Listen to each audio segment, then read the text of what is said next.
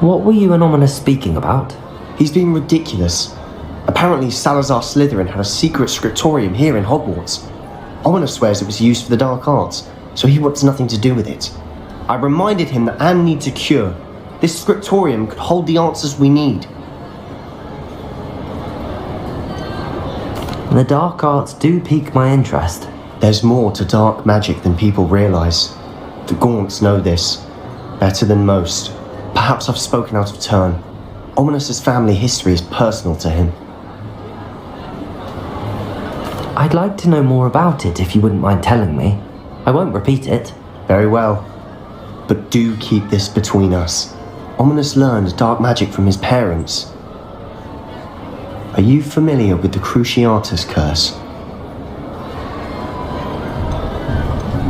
Crucio, correct? The Cruciatus curse, also known as the torture curse, inflicts excruciating pain on the victim.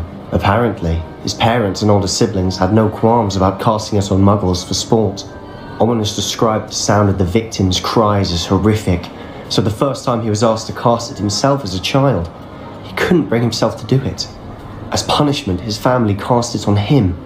The anguish was so bad that when asked to cast it again, he relented.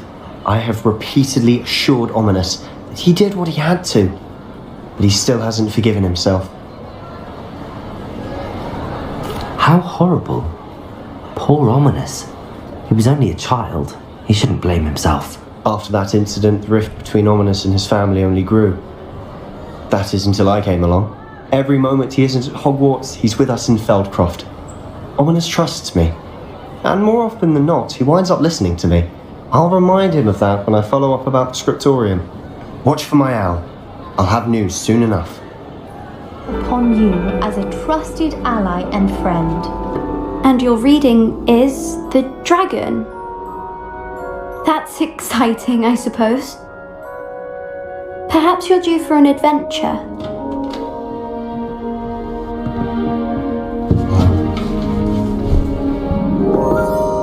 Ladies, Professor Shah. astronomy is not divination.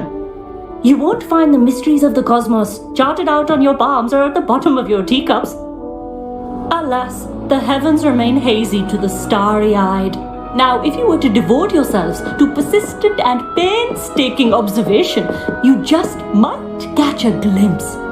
With that in mind, please take your telescopes. Tonight we will be on the observation deck.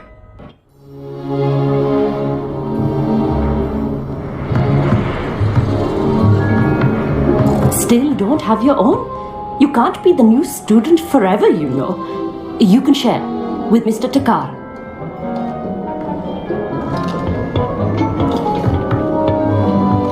Here, I can adjust that for you. No, bring it into focus on your own.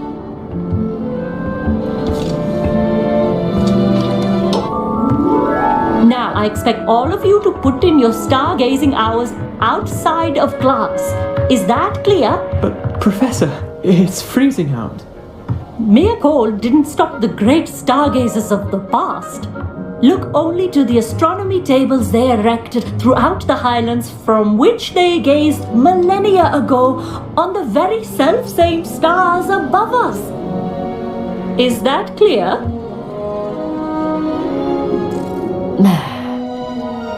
Dismissed.